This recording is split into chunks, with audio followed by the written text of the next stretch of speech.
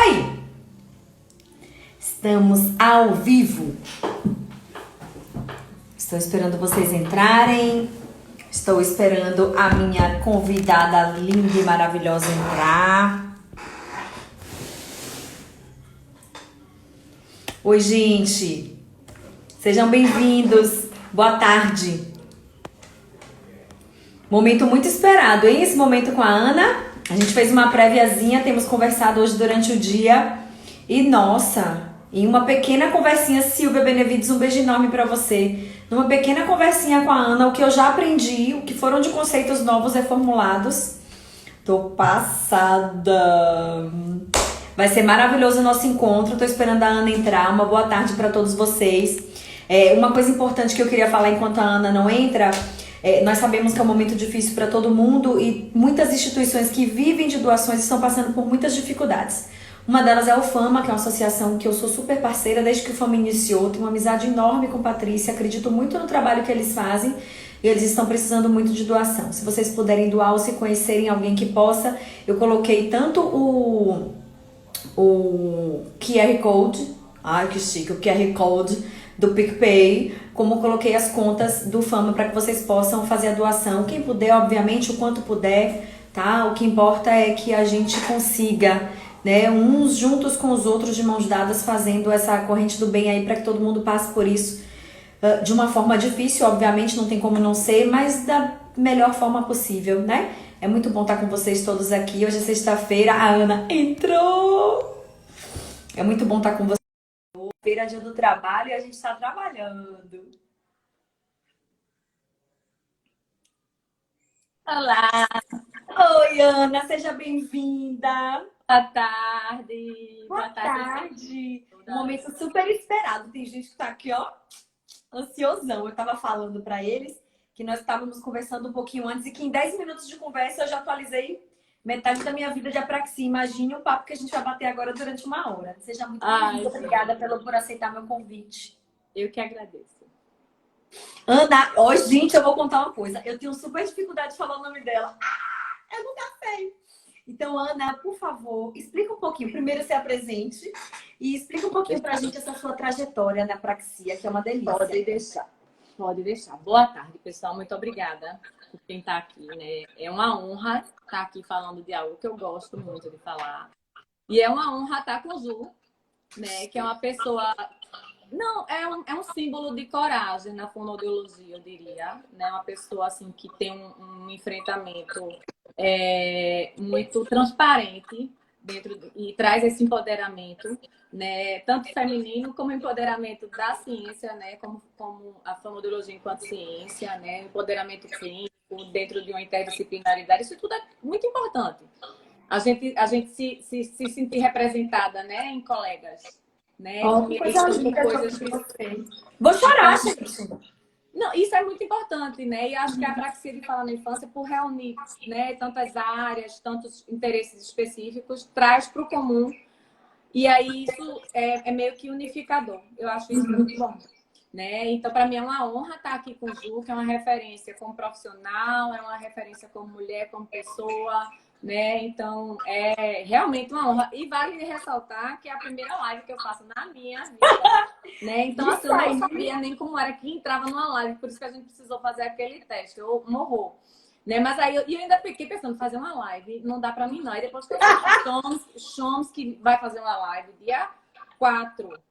Eu disse, mentira! Live linguística. Eu me super autorizei a fazer uma live. Eu disse, não, se Choms que vai fazer, eu vou. Não é? Topei. Né? Juntei o convite de Ju com o Choms fazendo live, eu disse, eu vou entrar nessa. Não vou ter preconceito com live, não. Não pode ter, tá vendo? Não, eu vou me jogar, né? Então, tô aqui me jogando, mas eu tô me jogando numa rede que eu sei que me segura aqui, eu sei que é Ju, né? Então, antes de mais nada, gostaria de agradecer o convite, me sinto extremamente honrada e me sinto muito feliz de sair de casa num dia do trabalhador, né? Num dia de feriado do trabalhador, para trabalhar. Para trabalhar nesse formato, com essas pessoas, com essa causa, porque a gente está vivendo um tempo em que o trabalho que deve ser mais glorificado é o trabalho de estudar. É verdade. Então, quem está aqui trabalhando não sou só eu e Ju. Quem está aqui trabalhando é vocês que estão subindo aí o nomezinho. Ó. Fulaninha entrou, fulaninha entrou. Porque fulaninha está estudando, fulaninha quer aprender. Fulaninha... E para mim, estudar é o trabalho, assim, que nesse momento histórico representa um ato de resistência, de dizer, existimos, estamos aqui, estamos lutando. Né? Então, boa da gente estar todo mundo aqui, inclusive hoje, 1º de maio. Né? Feliz Dia do Trabalhador para todo mundo, by the way. Né? Então, vamos lá. Eu sou Ana, mas para quem precisa saber que Ana é, né? Algumas pessoas me conhecem por Ana Vogelei e tudo bem, porque sou eu mesma. Né? Mas se você quiser a fonética mesmo da coisa, é Ana Vogelei, né? Que vem do alemão.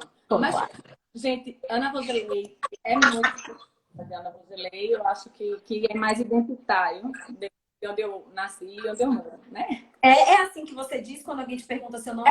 Como é que é o nome? Ana Vogelei. Agora, se for junto da minha família, eu digo Foglai, porque senão eles tem guerra. Né? Então, eu não quero guerra, eu não quero briga com ninguém, né? Agora. Então, vamos lá. Fui convidada para falar sobre a praxia de fala na infância. Sei que é um interesse muito crescente na fonoaudiologia. Não por uma... Claro que tem aquelas coisas dos boom, das modinhas e tal, mas não é bem essa a questão. Né? E aí, antes de iniciar isso, eu vou falar um pouco da minha trajetória em como eu fui parar para falar disso. Né? Quem sou eu? Quem é Ana Foglai ou Ana Vogelei ou Ana para falar de apraxia? Né? Na verdade, algumas pessoas me associam à apraxia de falar na infância. Eu não me associo à apraxia de falar na infância. Na verdade, quando eu escuto uma palavra de algum diagnóstico que eu me sinto assim, eita, me chamou, na verdade é o transtorno fonológico. Né? Eu sempre, dentro da minha trajetória da fonoaudiologia, o transtorno fonológico sempre foi o meu xodó, a minha paixão, o que me move. Porque antes de fazer fonoaudiologia, meu interesse era letras, porque eu sempre gostei de fonética e fonologia. Então, eu fui professora de língua estrangeira antes de ser fonoaudióloga. Então, fala sempre foi o meu encanto, né? Seja ela qual for. Né? E daí, eu sou fonoaudióloga, sou mestre e tenho especialização em linguagem e o meu doutorado também em linguística, né? Estou professora, né, da Universidade Federal da Paraíba há 10 anos, né? Antes disso, 2 anos eu fui professora substituta da UFPE, então tenho uns 12 anos de docência dentro de uma universidade federal. Embora trabalhe na UFPB há 10 anos, eu sou de Recife, o sotaque é de Recife, acabei de comer bolo de rolo, né? Sou uma recifense completa, né? Então, de Recife, mas que atuo academicamente e pedagogicamente, né? Assim, em João Pessoa, na UFPB. Só que desde a minha graduação já tinha interesse pelo transtorno fonológico, pela fonologia, pela aquisição fonológica típica, vale salientar, que eu adoro. E, de repente, há uns 6, 5 anos atrás, me deparei com essa questão do diagnóstico diferencial entre um transtorno fonológico e um transtorno em que temos um envolvimento motor da fala, por exemplo, para não chamar logo o nome apraxia de cara. E aí foi quando eu me debrucei sobre o estudo, primeiramente, de como se desenvolve esse controle motor de fala. Então, antes de estudar a apraxia de fala na infância, eu, dentro da fonologia, fiquei pensando como é que uma criança organiza mentalmente os sons de uma língua dentro de um léxico mental, que é esse conjunto de palavras que também adquire. Como é que uma criança, no meio de tudo isso, além disso, organicamente e né, em termos de neurodesenvolvimento, ela amadurece esse controle motor de fala, em que ela integra tantas pistas de fala, visual, auditiva, tato-sinestésica, né, enfim, acústica.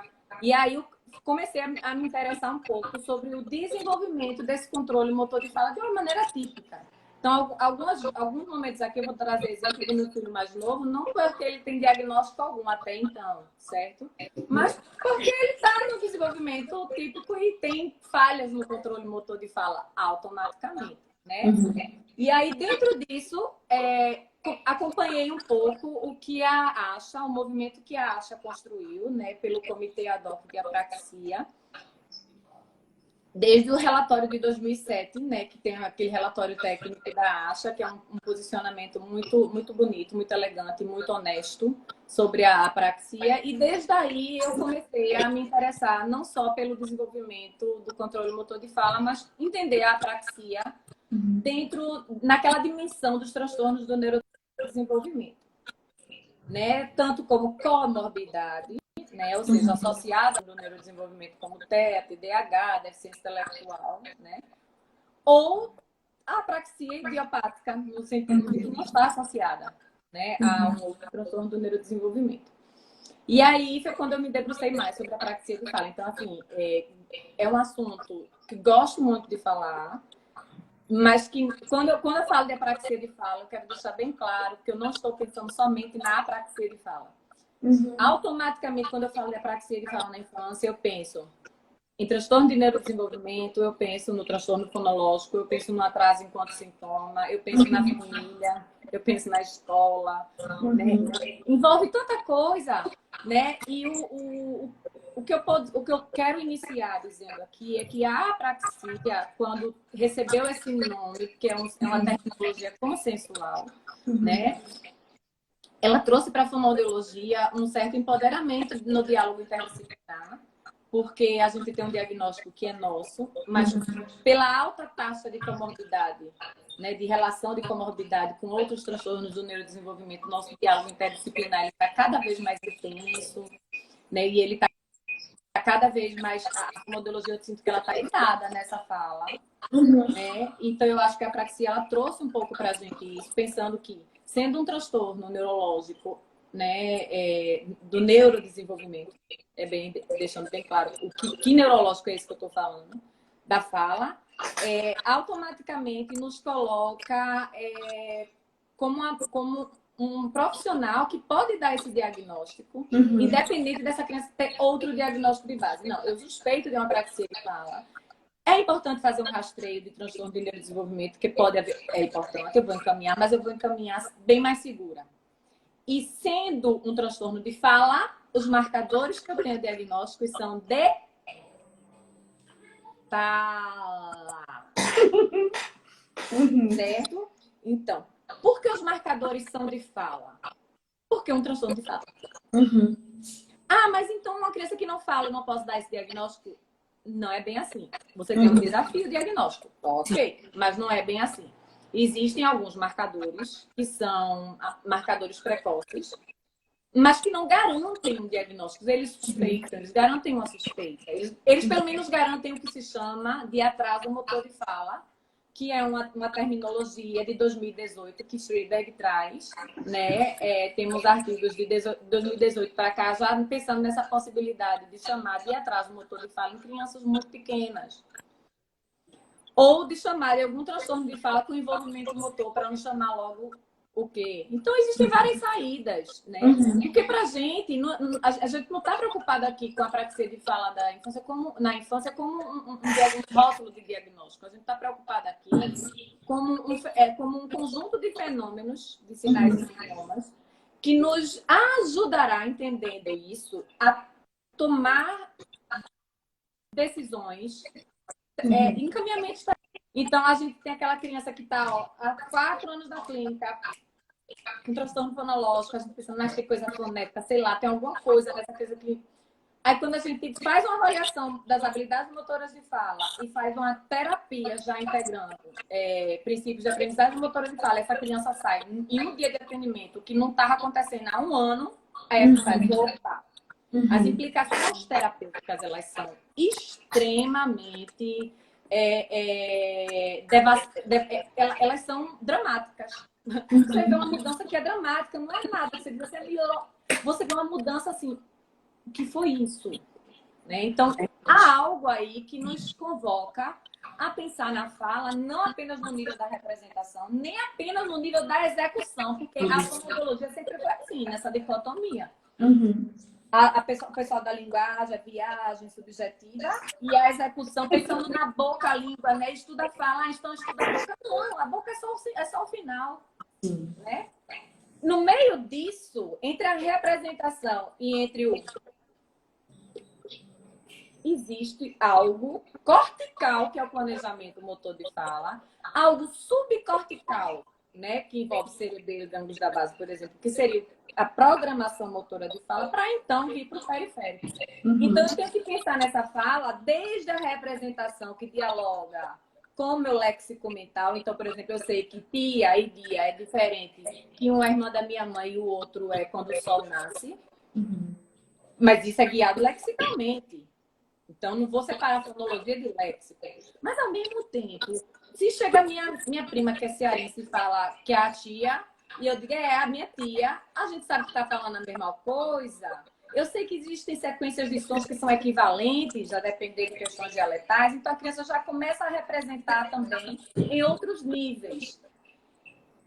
E a ter o controle motor. Por exemplo, uma criança que não fala ainda, por exemplo, pipoca, fala pipoca. Aí você faz pipoca. Aí ela, pipoca não, pipoca. Aí você faz, ela representa pipoca, mas essa trissílaba, quando chega em ter um plano e um programa motor para uma sequência de sons que não está igual às duas primeiras sílabas, não é o mesmo template, e ela repete. Isso é controle motor de fala. Eu vou dar um diagnóstico para você. Não, calma. Isso é só para a gente entender que isso faz parte do planejamento. E aí, talvez para essa criança falar pipoca, o ideal seria a gente falar mais lento. Então, você quis dizer pipoca. Engraçado, né? Porque a gente faz pipoca. Aí começa a ficar diferente. Pronto, dá a pista e sai. E deixa. Ela que luta. E ela luta. Né? E aí ela pode fazer pipoca. Isso. Né? Isso tudo é controle motor de fala, isso tudo não está atrelado a um diagnóstico necessariamente de apraxia. Isso acontece na fluidez, no contínuo da aquisição típica. Agora, é importante a gente pensar esse controle motor de fala enquanto transtorno. E aí a gente está falando de apraxia de fala na infância. E quando a gente fala de apraxia de fala na infância, a gente não está falando de apraxia oral, a gente está falando de apraxia de fala. Porque eu vou fazer várias vezes esse mesmo recurso. Por quê?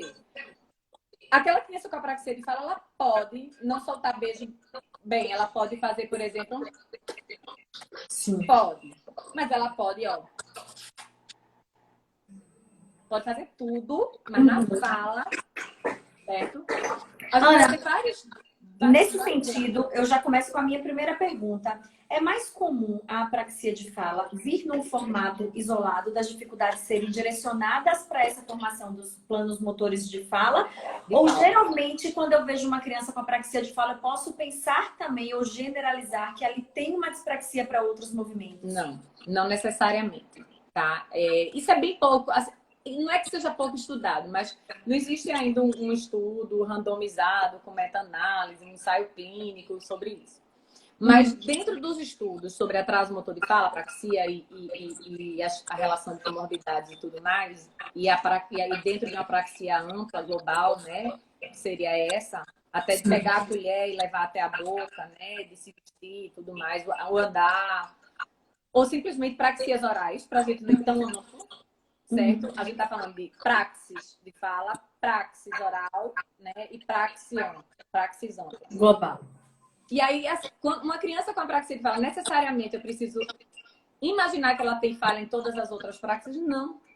Ela pode ter uma apraxia simples de fala, ponto. Né? Eu não necessariamente tenho que colocá-la na situação de que ela também traz uma dificuldade de praxis em outros domínios motores, certo? Agora, o contrário. Né? Se uma criança traz uma dificuldade na massa, né? Pensando nisso, no comer e praxis oral, dificilmente ela não teria de fala. Certo? Agora, a gente pensar que ela tem apraxia de fala. Eu vou fazer uns exercícios motores de orais, tipo uma prática de MO. Porque como ela tem muita distorção, eu acho a fala muito lenta, eu vou fazer porque eu acho que ela precisa exercitar. Aí eu falo bem tranquila, certo? Porque existe estudo randomizado, com meta-análise, blá, blá, blá, já saiu né, um relatório de 2017 da Classificação Internacional de Funcionalidade Adolescência, Criança e Adolescência, que fez um mapeamento de todos os programas terapêuticos para apraxia de fala na infância, com eficácia, clientela, né, tudo bem mastigadinho. E aí, o nível de evidência baseado acha, certa base acha. Sim.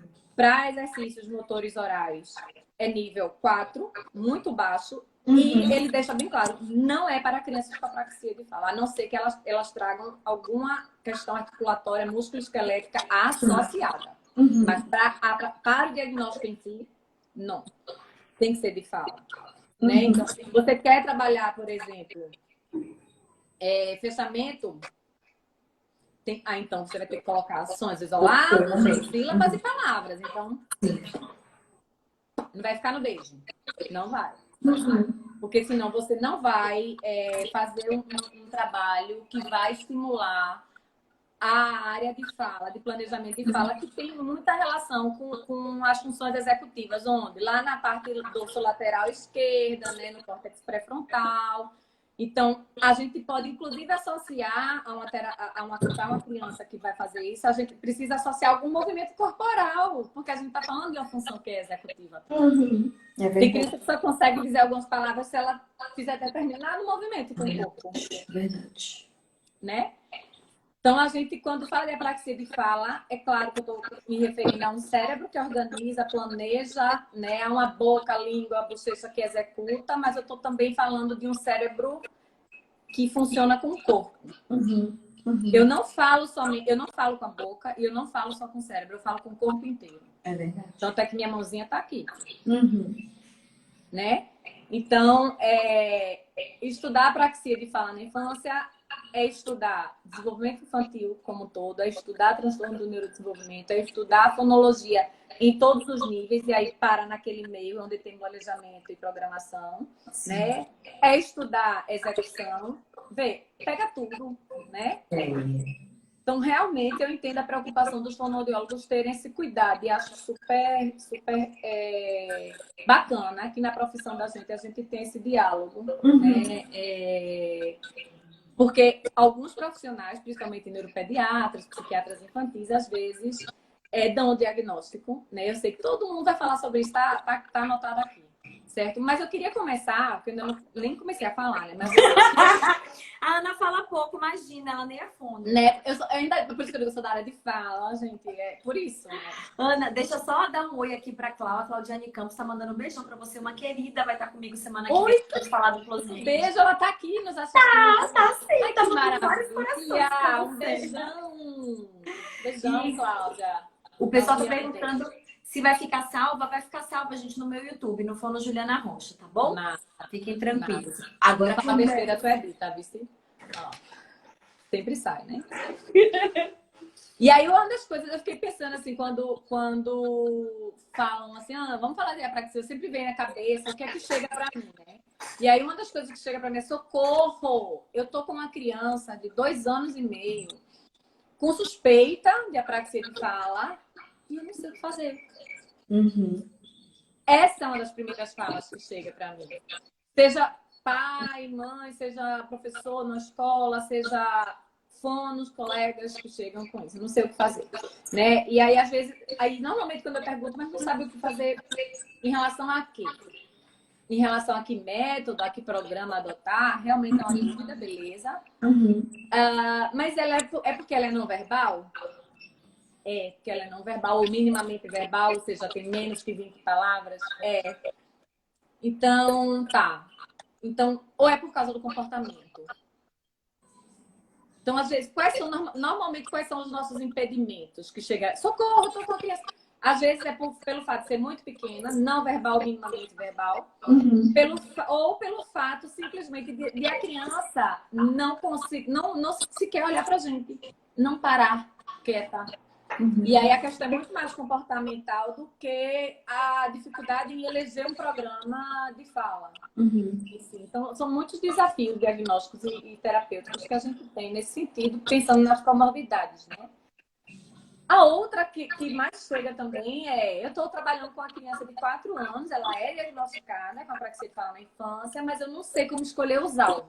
Sim. Essa é uma outra questão muito importante que eu acho que vale a pena a gente debater, porque eu escuto muito. Não sei se é uma demanda de quem está aqui nos assistindo, E aí, mas eu acho que é algo que vale a pena a gente falar sobre também. e aí você me traz coisas importantes e dúvidas que vão desde o pensamento do raciocínio clínico para um diagnóstico, que é importantíssimo. E eu penso o seguinte: quanto mais comorbidade tiver, mais fácil é. Se a apraxia de fala for comorbidade de TEA, de síndrome de Down, ou se eu tenho uma dispraxia global, facílimo. Aí eu não preciso me preocupar, entre aspas, me preocupar muito na dificuldade de estar nesse diferente diagnóstico quando a criança vem apenas com apraxia de fala, né? Então você me traz desde o diagnóstico até a intervenção, a gente tem um longo caminho pela frente. Nossa, Ju, você falou uma coisa que eu sempre falo. Gente, a criança chega com toda a característica clínica, com diagnóstico de TEA e eu suspeito de apraxia, eu dou segura o diagnóstico. Exato. Porque é muito... aquela área onde o planejamento motor de fala, né, acontece, ela já está dita que tem um transtorno do neurodesenvolvimento que prejudica ali. Então, eu estou muito mais segura em termos de neurodesenvolvimento para dar esse diagnóstico. Quando uma criança não traz nada comportamental, nada que justifique, eu preciso pensar muito a dinâmica familiar, eu preciso ter outras visões. Eu fico muito mais insegura de colocar a apraxia de fala na infância diretamente na hipótese diagnóstica. E para esses casos, aí eu fiquei muito feliz quando eu li os artigos de 2018, 2019, que falam de atraso motor de fala, que aí eu digo, respaldo que a gente precisava para crianças não verbais ou minimamente verbais que não trazem outro transtorno do neurodesenvolvimento e a gente suspeita, mas não tem marcadores suficientes que preenchem critérios para esse diagnóstico diferencial, aí eu vou lá e coloco, tem um transtorno de fala com envolvimento motor ou coloco um atraso motor de fala e espero, faço uma terapia diagnóstica de 4 meses, por exemplo. Né? Isso não tem nenhum guideline que diga quanto tempo de terapia diagnóstica você faz, mas você pode fazer, né? Para crianças menores. E aí é muito bacana a gente abrir espaço para falar sobre isso, porque às vezes essas crianças muito pequenas, não verbais, não adianta eu pensar num programa direcionado para a criança, né? Como DTTC, pronto, seja lá o que for, vai ser educação parental. Sim, sim, sim. Né? Então, mais uma coisa. E aí eu esqueci até de mencionar. Sou fono, mas sou educadora parental também, certificada pela PDA, que é algo que salva muito a minha pele em vários casos de crianças muito pequenas ou crianças com muitas questões comportamentais. Né? E aí é muito importante eu alertar vocês de que em apraxia, raramente você vai ter uma coisa, não pode. Não pode, isso não pode fazer. Raramente, porque tudo depende. Existem pouquíssimos não podem, né? Mas o que eu recomendo é que vocês sempre procurem, né, bases, evidências, práticas baseadas em evidências. Né? Existe evidência de que isso funciona? Então, vai lá, né? Mas esse programa não está validado, ele não está, ainda não existe estudo de fidedignidade, coisas do tipo. Então, não posso usar? Veja só, ele preenche os critérios, né, que incorporam princípios de aprendizagem motora da fala, que trazem resultados positivos para essa criança. Então, não vejo por que não. Agora, existem poucos não pode. O não pode mais highlight que a gente tem uma coisa que a gente não pode com crianças que têm qualquer envolvimento motor de fala é segmentar a fala. Então, eu não posso chegar para aquela criança do pipoca ou do picoca e dizer, vamos lá, vamos fazer comigo. E... Cá. Viu? Você conseguiu. Não, não conseguiu. Você já conseguiu, não foi sílaba isolada. Pensando no conceito de apraxia, a gente vai agora entrar no conceito para a gente entender por que isso é o que... Joia. Tá? Então, eu... vou botar aqui bem grande na minha tela aqui, o original do relatório da ASHA de 2007, né? Que conceitua e caracteriza clinicamente a apraxia de fala na infância. E aí ela é conceituada como um transtorno neurológico. Aí, opa, calma, lesão. Calma, escuta. No qual precisão e consistência dos movimentos da fala são prejudicadas na ausência de déficits neuromusculares. O que quer dizer isso? Vamos traduzir essa primeira linha do relatório, tá? É um transtorno neurológico no sentido de neurodesenvolvimento, certo?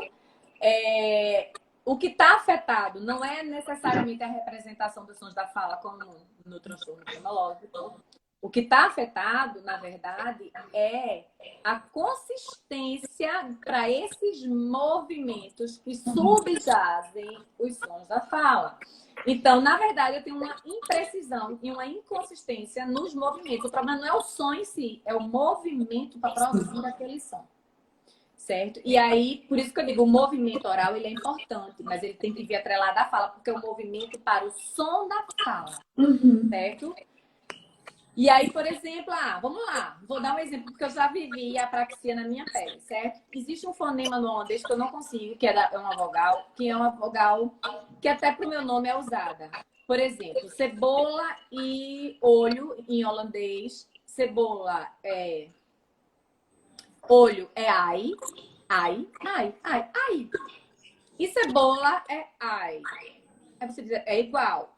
Não é. Aí eu digo pra você, é só fazer uma concha com a língua, ó. Ai. Aí você diz, então beleza, já aprendi. É quando você vai falar. Ou seja, fonologia e controle motor andam juntos. Eu passo tanto isso no francês.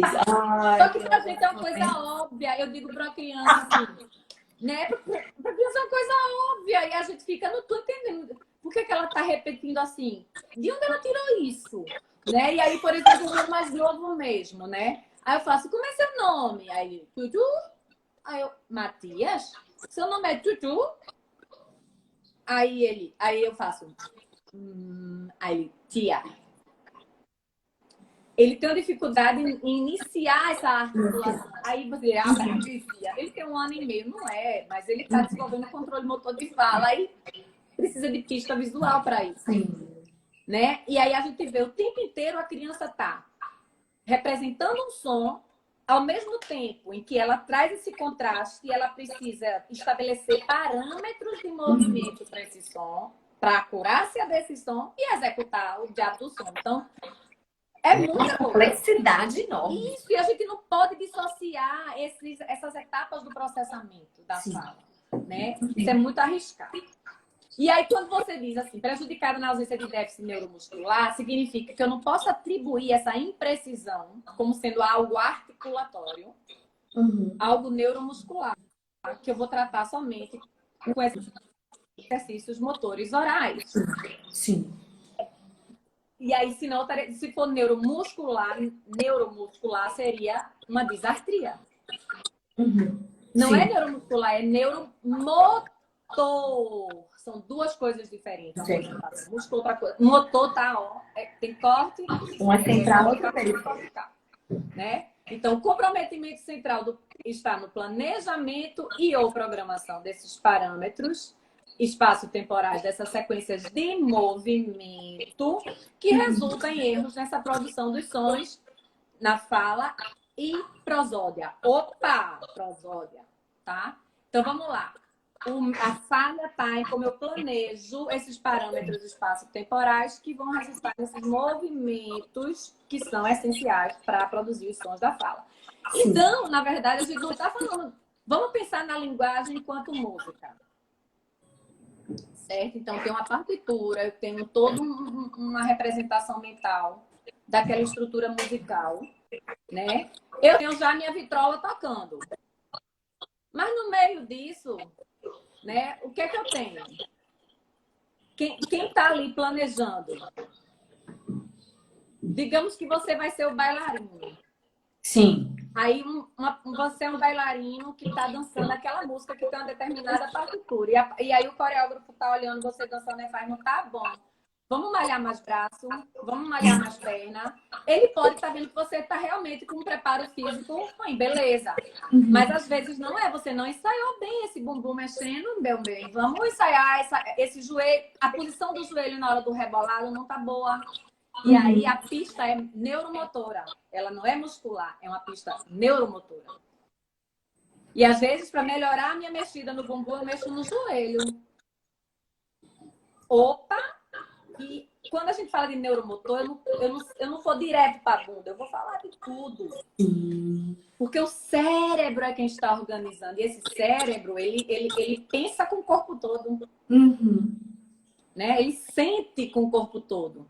E aí, vejam só que paradoxo. A gente tem um transtorno neuromotor de fala que depende de uma integração sensorial, porque não existe sistema motor, existe sistema sensório e motor. Então, tem questões que é via sensorial que a gente vai conseguir ganhos motores. Né? Então, a primeira questão é essa conceituação. Né? Essa conceituação do que a apraxia de fala na infância. E aí, no próprio relatório, ele continua no mesmo parágrafo dizendo que pode ser decorrente de um transtorno, de outros transtornos complexos do neurodesenvolvimento, como TEA, TDAH, deficiência intelectual, outras síndromes, etc. e tal, ou idiopático, sem causa organicamente identificável, mas que já existem correlatos, né? Existem vários estudos em eletroencefalograma, em ressonância magnética funcional, que já corroboram, mesmo os casos idiopáticos, a gente está falando de um transtorno do neurodesenvolvimento. Então, a apraxia de fala na infância é um transtorno do neurodesenvolvimento. Sim. Assim como o TEA é um transtorno do neurodesenvolvimento, o TDAH é um transtorno do neurodesenvolvimento, certo? E aí, onde está a falha está em converter esses códigos abstratos fonológicos, essa representação mental sonora, em comandos motores de fala. Aí vocês podem estar pensando, então, pera ainda. Se uma criança tem um transtorno fonológico severo, ou seja, a representação dela é bem complicada, ela vai falhar, né? Como é que ela vai representar algo que não está bom em comando motor se ela não representa? Aí a gente diz, bom, então todo transtorno fonológico severo é comórbido a uma apraxia? Não necessariamente, mas o transtorno fonológico severo, ele pode trazer envolvimento motor de fala. E aí as terapias para um transtorno fonológico severo, elas vão se beneficiar daquele estudo que você fez para uma criança com apraxia, incorporando o princípio de aprendizagem motor na fala, né, na terapia. E aí faz toda a diferença. Existe um artigo recente de Jonathan Preston, de 2019, em que ele fala sobre os transtornos fonológicos com erros residuais, ou seja, aquelas crianças que estão há mais de 2 anos em terapia e não estagnaram. E aí ele diz que para erros residuais ou para transtornos fonológicos que não estão tendo mais avanço, o ideal seria você incorporar princípio de aprendizagem motora de fala como se fosse uma terapia para apraxia e para resultados sublimes, né? Mas o motivo da gente estudar a apraxia a fundo, não apenas pensando em diagnóstico, mas pensando em implicações terapêuticas. Ana, mas pensando em diagnóstico, se a gente está falando de um transtorno fonológico tão grave que se parece muito e que os marcos, a forma de se tratar vai ser compatível, é importante esse diagnóstico diferencial? É importante. Veja, depende muito da idade que a gente está falando. Sim, ótimo. Certo? Porque se for uma criança muito, muito pequena, sim, eu não vou dizer nem que é transtorno fonológico, nem que de fala motor, como apraxia, eu vou dizer que é um transtorno de fala. Porque aí eu estou dizendo é os dois. Eu não vou negar. Sim. Estou negando nada. Estou dizendo que é um transtorno de fala, então eu vou mexer na vida toda. Fonologia e planejamento e programação. E à medida que eu vou fazendo a terapia, eu vou vendo. Aí o que eles recomendam é uma terapia híbrida, em que você contemple linguagem, fonologia e aprendizagem motora de fala. Ok. Que a gente seria o que a gente chama de terapia diagnóstica pelo DSM? Sim, mas aí seria a diagnóstica é aquela em que você vai confirmar, né, ao longo. Mas a híbrida quer dizer que você bota elementos, por exemplo, vou fazer uma terapia de base fonológica, par mínimo, contraste, certo? Mas se for uma criança que tem envolvimento motor, vou fazer híbrida. Se for uma criança muito pequenininha, que o diagnóstico diferencia tão nítido, o ideal.